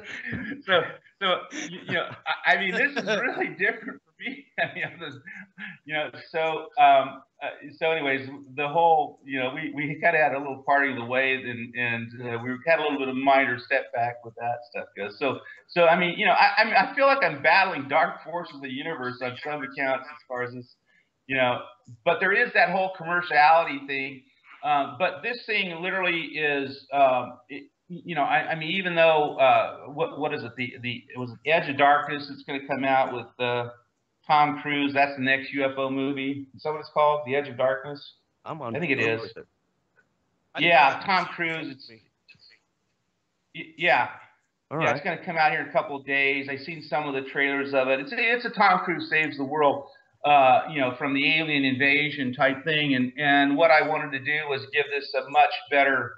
And I think audiences are not as pathetically stupid as everyone thinks they are. I just don't. I hope not. Anyways, so I think there's an audience. I think there's an audience out there, Chad, for a non-fear based UFO movie. You know, and if it's telling us, so. Yeah, if it's telling a story about a family and it's not a fear-based thing, people will dig that a lot more because people kind of get irritated with that theme. Yeah, like Independence Day. you know, a right, major Independence production. Day, right, but, right, and that's the theme that Hollywood wants angle. to keep portraying. Yeah, I know. agree. And Battle LA, you know. Yeah. That was Right. The War of the Worlds, you know, things like this. right. Well, you're right. The way I was thinking, I was thinking, well, how could I lose? I've got a fat grandma. Actually, that's what we call my grandmother, fat grandma. I've got a crazy UFO uncle. I've got a frightened kid and a black dog named Blackie. How could I lose? And UFOs. Hey, Chad, if I could return to a topic we were just on a few minutes ago in regards to yourself, after all the experiences with your uncle leading up to you still seeing things today, are you and have you been familiar with people's works on things of the mental abilities that these might be happening to yourself, such as Terence McKenna, or even going back to the earlier masters in science who would speak on things like this? Did you ever go down that route to look into if it was isolated to an individual? No, I didn't. All I know is I've had some incredible. There's been some incredible gifts along with this that have popped up. There's been, I mean, and there are double-edged swords that come along with this. Like when I was in the 6th grade, they brought in I was in a summer recreational program. They brought in a barrel of jelly beans, and I had a voice in my head that gave me the exact number. That was, if you guessed the jelly beans, if you came close, you could get the jelly beans. I guessed the exact number, and the probabilities of that are just, off the It's map. just improbable. Yeah, it's just sad. Actually, a woman almost got fired because they were convinced that she'd given me the Oh my number goodness. for you. Yeah. Right. But there's a whole litany of things that actually have happened as far as that, and as far as some of the gifts that have occurred along with that, there have been, and in part, I'm able to do things that I have no business doing. Like, as an example, a screenplay. I mean, you're not supposed to be able to write a screenplay that anyone would even look at.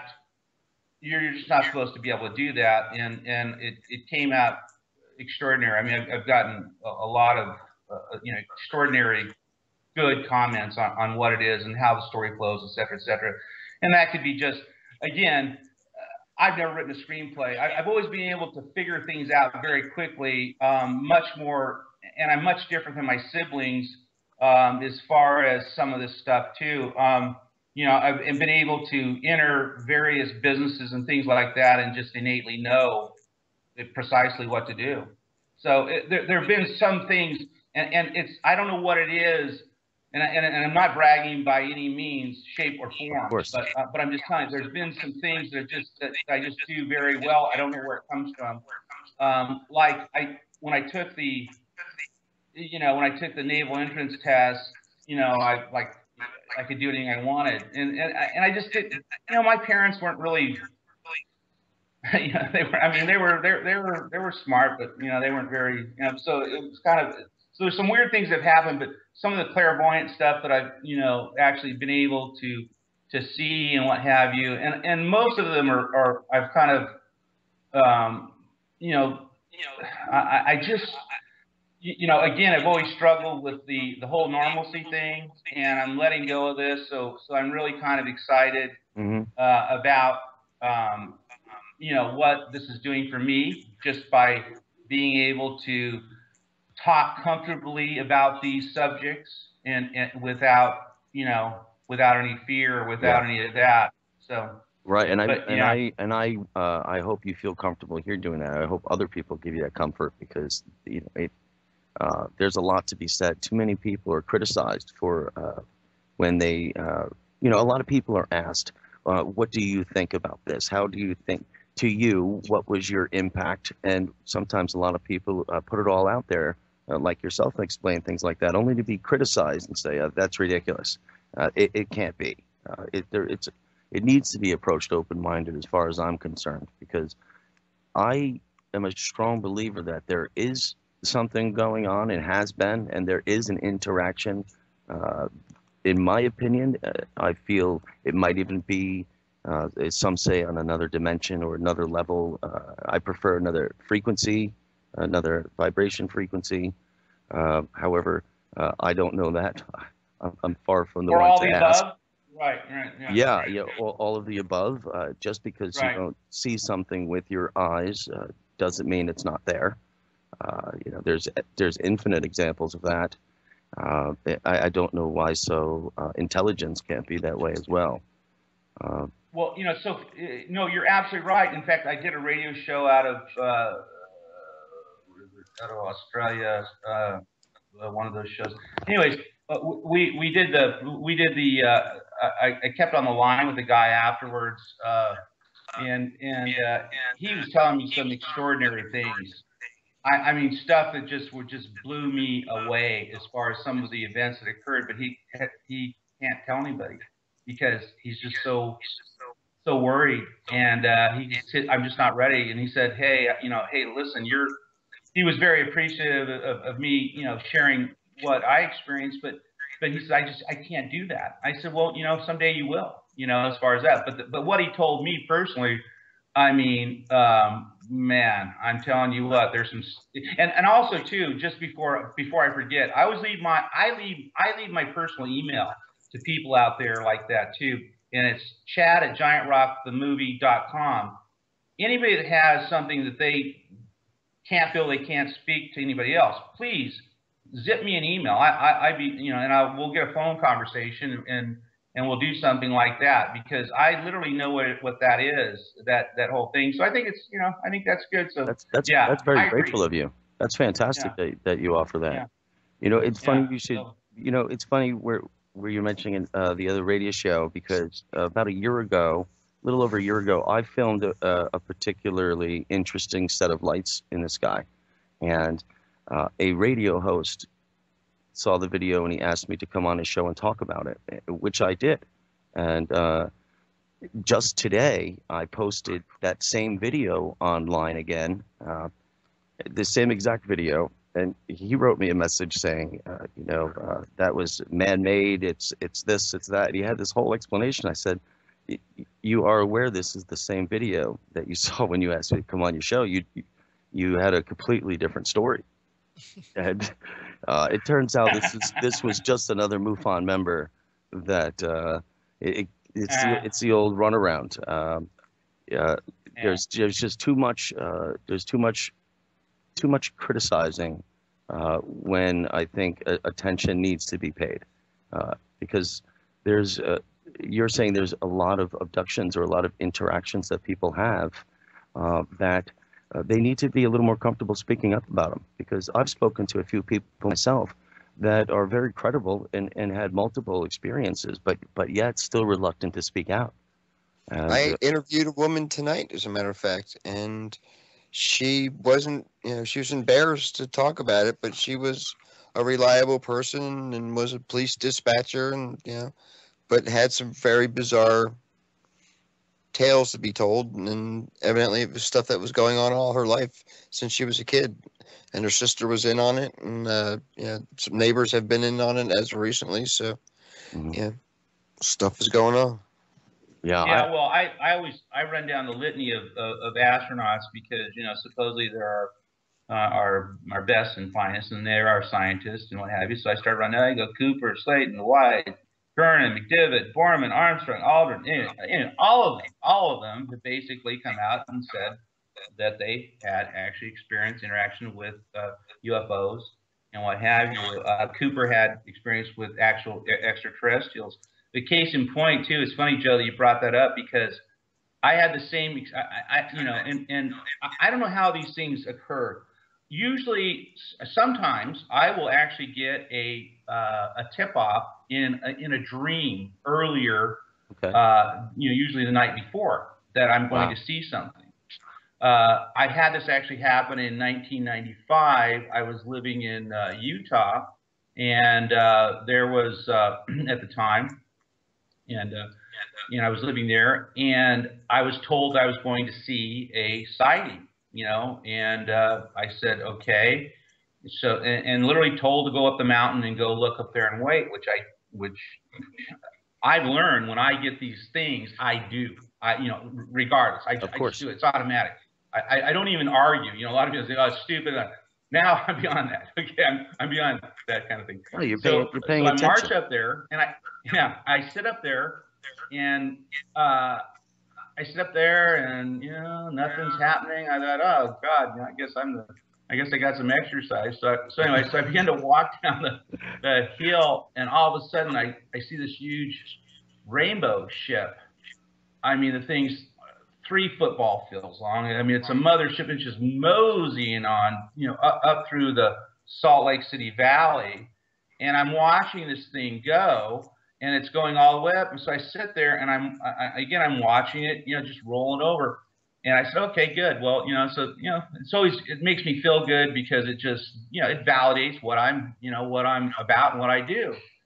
And so lo and behold, I remember this guy's name too. I'm watching the news, and the guy's name was Dick Norris of the CBS affiliate in Salt Lake, or KSL, I think it's a affiliate. And he comes out and he says, well, the phones have lit up, and of course in his radio voice, the phones have lit up, and many, many people have claimed that they have seen a UFO in the shape of a rainbow. And this is, but we have called scientists, and scientists have verified that this happens often. Rainbows? And I, you know,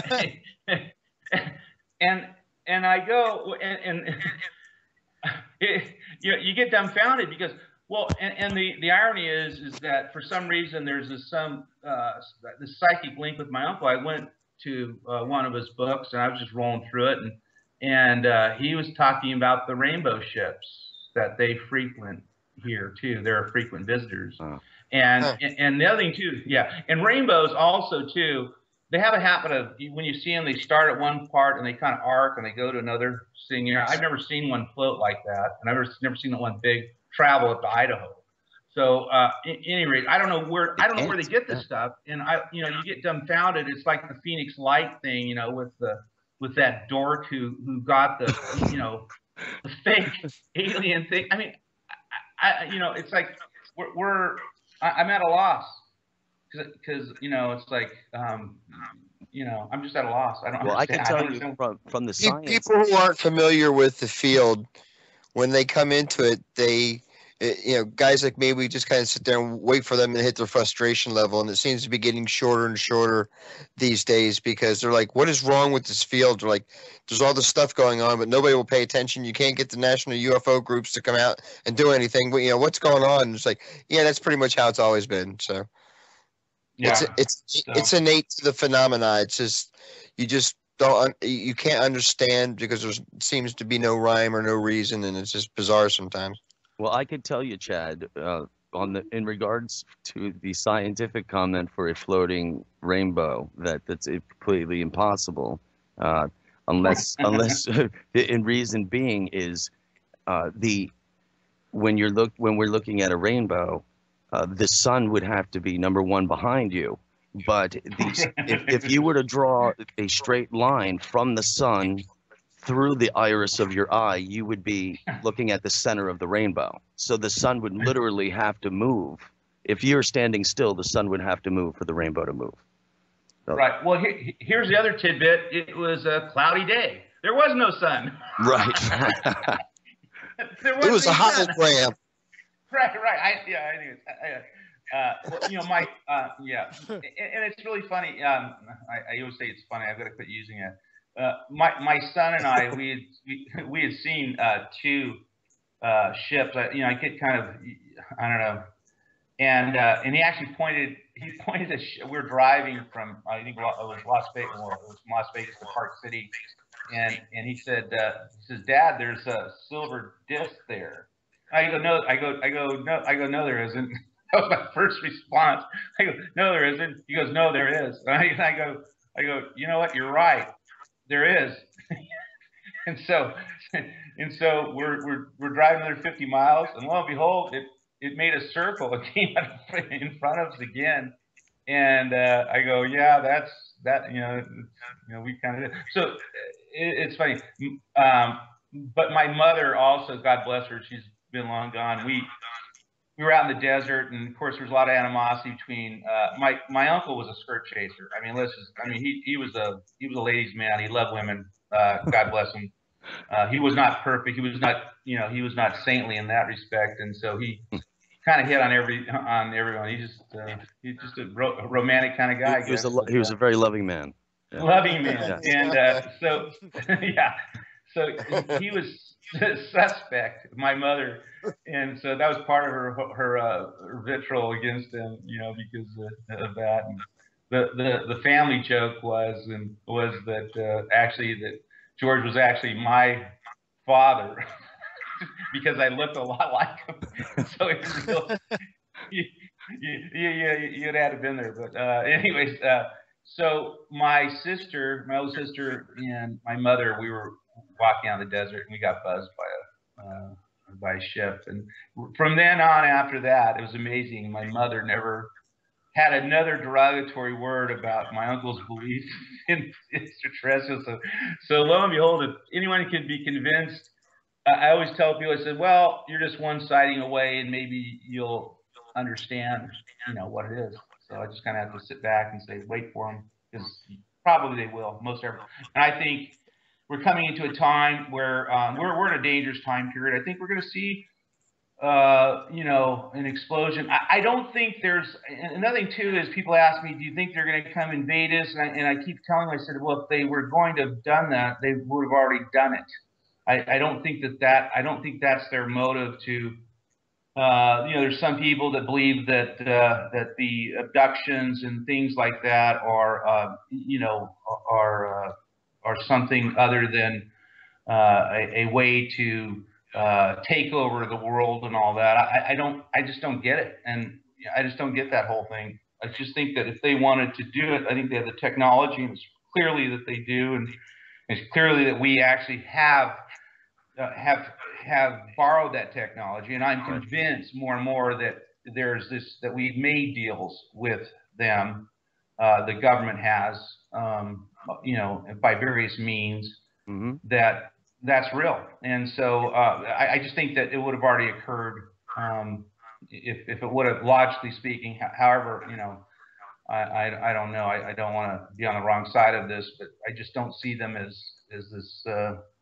wanting to take over the planet. But that seems to be the theme in every UFO movie. Yeah, so they're usually delivered with fear for some reason. And I really hope it changed. But we're heading into the end of the program, and Tim wanted to get something in here. Yeah, I wanted to ask you, for our listeners, really, when how far along have you come with the movie, and when can we expect to see it? I mean, my gut instinct. I mean, I've had a couple of, we stubbed our toes, a couple times. One, right now the money thing is really bugging me because I have a Russian investor that may be under sanctions. Wow. So we've just kind of put everything on hold on that, and he was going to do a $30 million check, which would have been our budget. So we're still, we think it's going to happen, but I'm still, I don't precisely know, but we're looking for a 2015 release.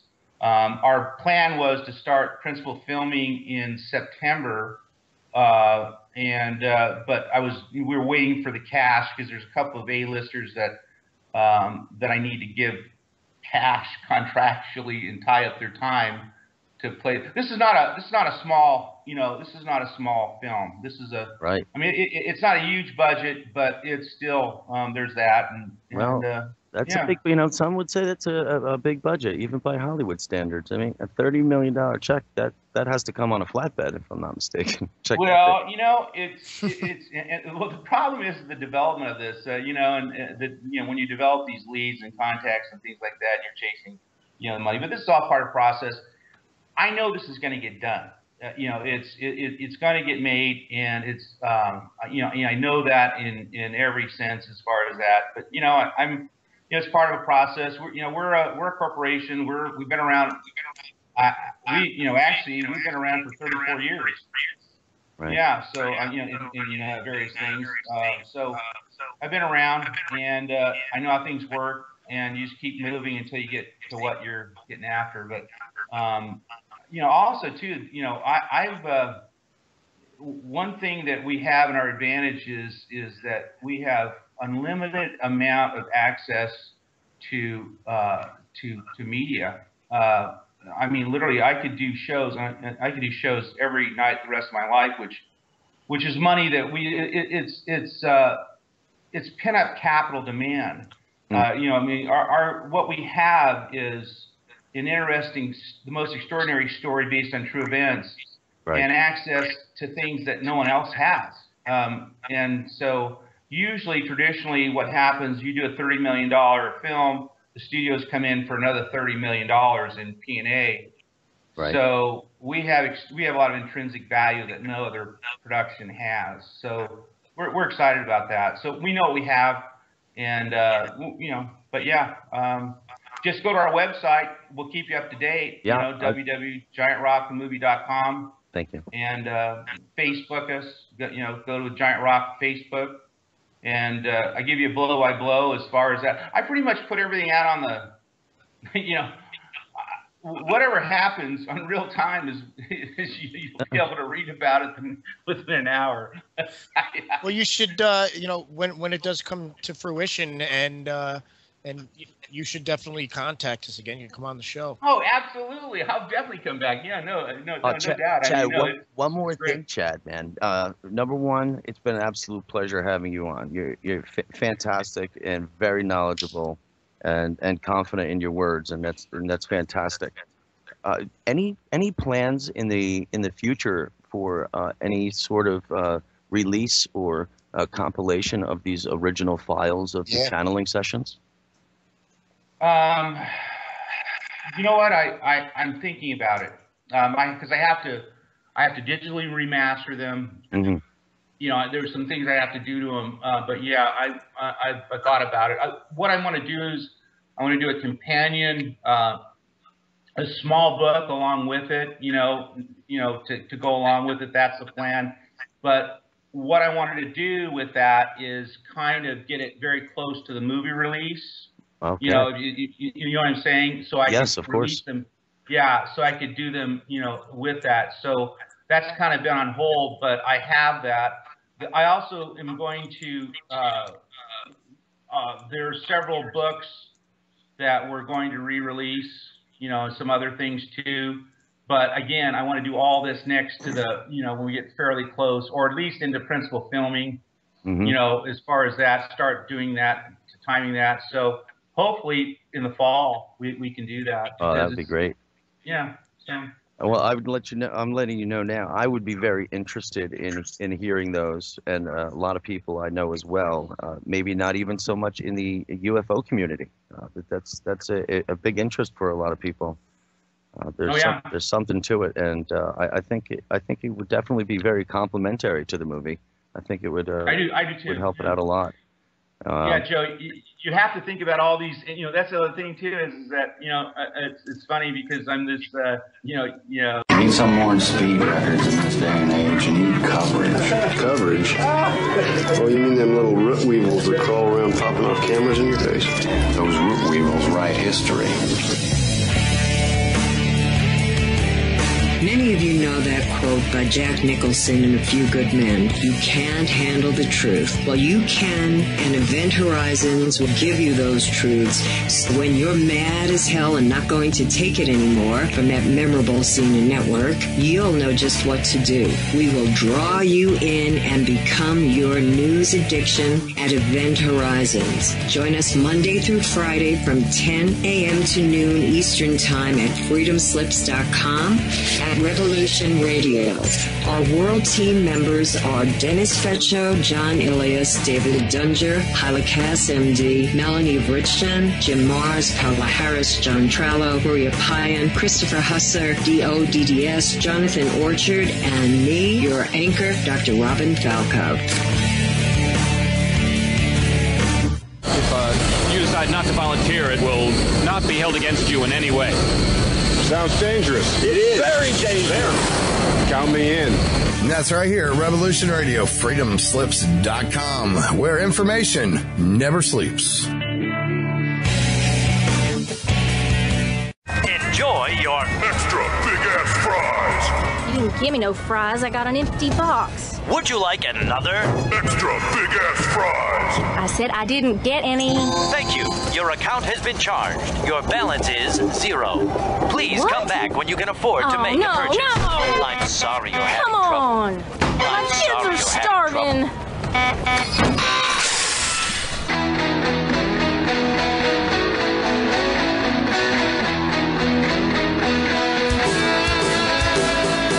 Thank you for tuning in to Revolution Radio. Here at Revolution Radio, we believe in freedom of ideas, freedom of speech, but above all, we believe in freedom of existence through self-reliance. This station is 100% listener-supported, and as a fundraising promotion, I have a kick-ass free gift for a $100 donation. 35,000 seeds. 25 years in the freezer. Long-term storable, 54 different varieties. So if food prices go crazy, the shit hits the fan, or if you just want to save tons of money every year by creating your own food like I do, grab our seed pack special. Just look for the banner on the homepage at freedomslips.com. Don't be a statistic. Don't be part of the problem. Be part of the solution. We need, as humans, to start taking care of ourselves and not depending on the megacorps to provide unhealthy, nasty food. Included in this package is also a DVD with 900 survival and off-grid living documents and the offline home canning how to do everything website all on the DVD. So when you're growing all that food, you know how to can it, store it, preserve it, etc. with all these documents. So thank you for tuning in to Revolution Radio at freedomslips.com. I hope that you will pick up this package and start learning to be free.